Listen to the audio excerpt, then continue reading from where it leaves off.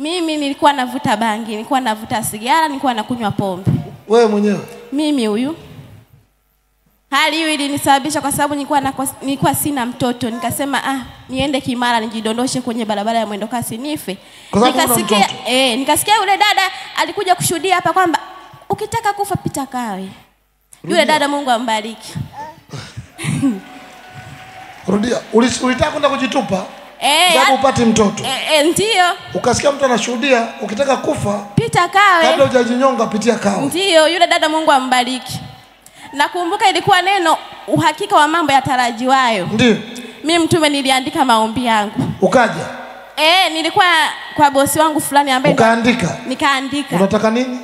Nikaandika nataka nipate mume, nikaandika nataka nipate na watoto, nimiliki na mimi vitu vyangu binafsi. Sasa ulikuwa unatafutaje mtoto wakati una mume? Niliolewa 2018 na mwanaume akanipeleka huko nje ya Tanzania nikakaa, lakini sikupata mtoto, akaniacha nikarudi Tanzania. Ndio ukataka kujiua? Niliporudi nikaja huko Dar es Salaam, kumbe ndio uponyaji wangu ulipo pale kwa bosi wangu ambapo ndio nilifikia Chalinze.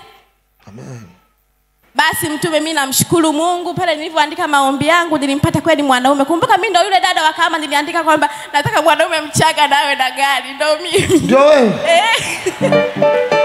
Subiri. Kwani hapa wewe ulishuhudia, huyo aliyeshuhudia hivyo alishuhudia Mwanza au hapa? Yule mimi ni Msukuma baba. Wewe ndio Msukuma. Wangapi wanamkumbuka huyu? Hamkumbuki? Alishuhudia Kahama, ilikuwa Kahama. Ilikuwa Kahama kwamba nimempata mchaga baba. Basi yule mchaga. Nawe na gari. Nawe na gari, na ile miaka niliandika ile. Uliandika? Ukapata mchaga? Nikapata mchaga na huyo mwenye gari, alafu sasa nikapata na ujauzito muda ule. Yaani baba, maajabu ya Rise and Shine. Pigia Yesu makofi. Unataja mwenye unataka mchaga au Msukuma? Sasa leo umevaa tofauti, ndio maana tukasema huyu Msukuma. Ndio mimi baba. Mtoto anaitwa nani?